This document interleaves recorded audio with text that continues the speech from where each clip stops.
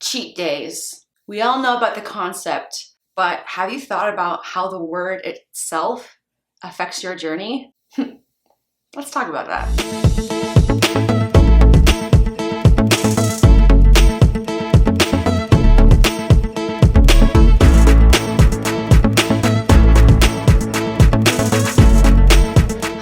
Certified nutrition coach Samantha Souza here, and I help teach people how to end the cycle of yo-yo dieting for good. Today we are talking about the actual idea and word itself, well, words I guess, cheat meal. This is a very commonly used term in the fitness and weight loss community. We all want to be able to eat outside of our protocols and outside of our goals and still not have it necessarily affect our outcome in terms of achieving those goals. But today I'm going to be teaching you how, shockingly enough, the words that you use to describe the foods that you eat will compound and affect your mindset and therefore your results in the long run. I want to talk about how important it is to reframe our brain when we think about this whole concept. And the easiest and quickest way to go about it is to stop calling it a cheat meal. Stop it! And in this video, I'm gonna get into why. This is video number 1 in a series I am doing all about cheat meals, so make sure that you are subscribed to the channel so that you don't miss all of my future cheat meal related videos. So why is it problematic to call them cheat meals in the first place? Well, let's look at the word itself.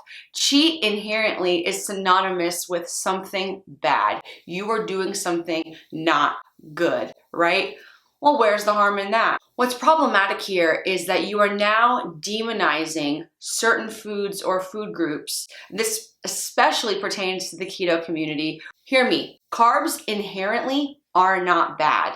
What makes carbohydrates bad on the ketogenic diet, if you are a keto person, is when you pair them with high-fat foods. That's when they become dangerous. Carbs can be fine when in a low-fat lifestyle. It's really a matter of whether you're doing high-fat, low-carb or high-carb, low-fat, but that's a video for a different day. However, I do think it's important to view foods as neither good nor bad. What is more beneficial is labeling a food or a meal as something that is either serving your goal or not serving your goal. That's it. You can have a moment of saying, okay, I am going outside of my protocol and this is going to not necessarily serve my goal, but it's not bad. I'm not doing something bad, because when you tell yourself, think about it, psychologically, that something is forbidden, doesn't that make it sexier? Doesn't that make you want it more?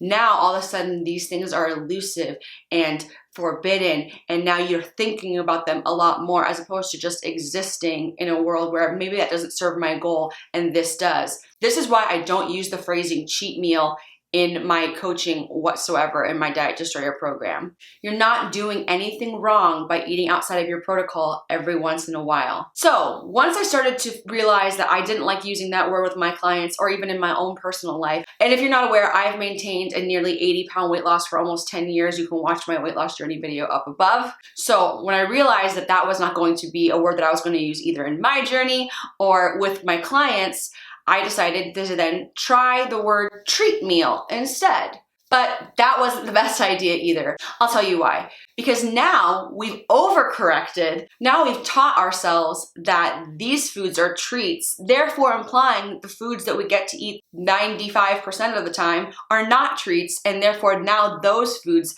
are getting a negative connotation subconsciously in our brain. Again, these are not things that you necessarily realize out the gate that you are subliminally telling yourself over time. And for somebody like me who's been on a health and fitness weight loss journey for 25 years, these things compound, you guys. I am telling you, your verbiage affects your mindset, which will then affect your outcome. By calling it a treat meal, does that mean that the rest of your life, those foods are not great, enjoyable, desirable foods?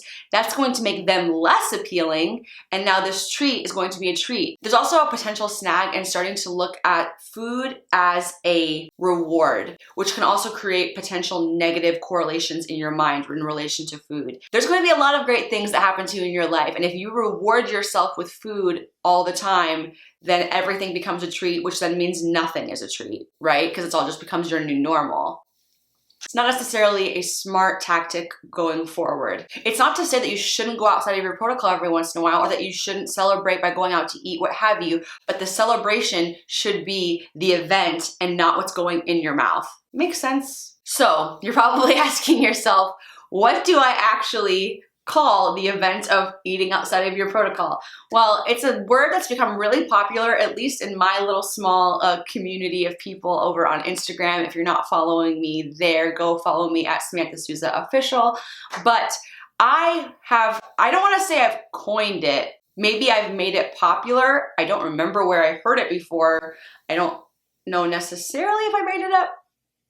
Either way, doesn't matter. We have now kind of spread this terminology throughout the community, and I call it a planned deviation. Why do I call it that? It covers all bases.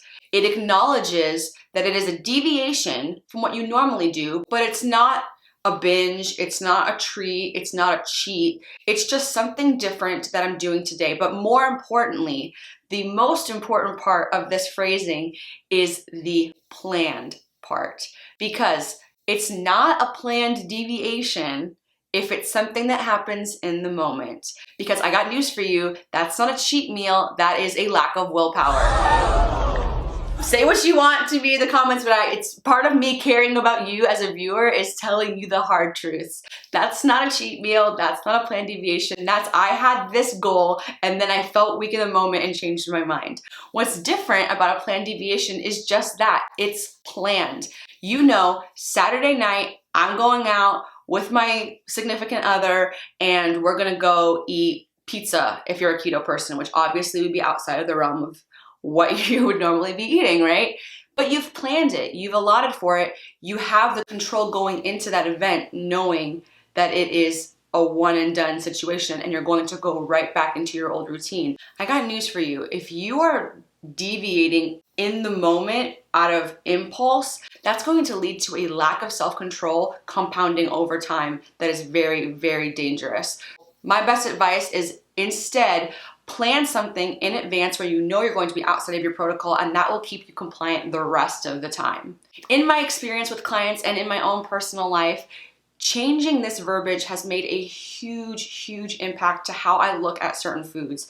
Foods now are neither good nor bad, and the foods that I get to eat all the time, personally, I live a ketogenic diet. I love the foods I get to eat. Chicken wings, bunless cheesy burgers, high-fat foods, low-carb ice cream. I feel like it's treat day every day. I never feel deprived. That makes it so that when I do eat outside of my protocol, it's something different, but it's not necessarily viewed as a treat to me, and therefore my relationship with food and the relationship that my clients have with their food is way healthier, which means that they will be in a better mindset to continue on their journey more long-term with a lot less rebound effect whenever they do deviate from their normal plan.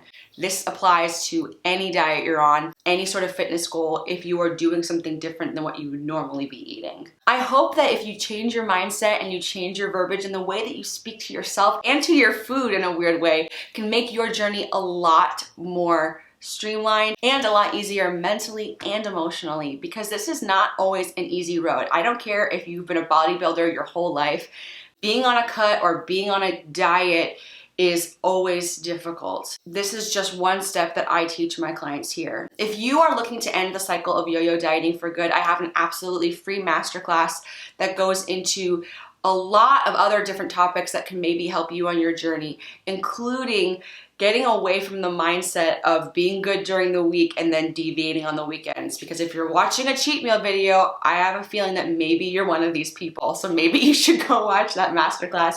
The link is down below to register. I think that does it. I'm gonna get out of here. Make sure that you've liked this video if you found it helpful. If you have any questions, feel free to ask them down below in the comments, and subscribe so that you don't miss my next couple of videos all about cheat meals. The next one's going to be how often we implement them to still achieve success. So you don't want to miss out on that one. All right, I'll see you guys next time. Bye.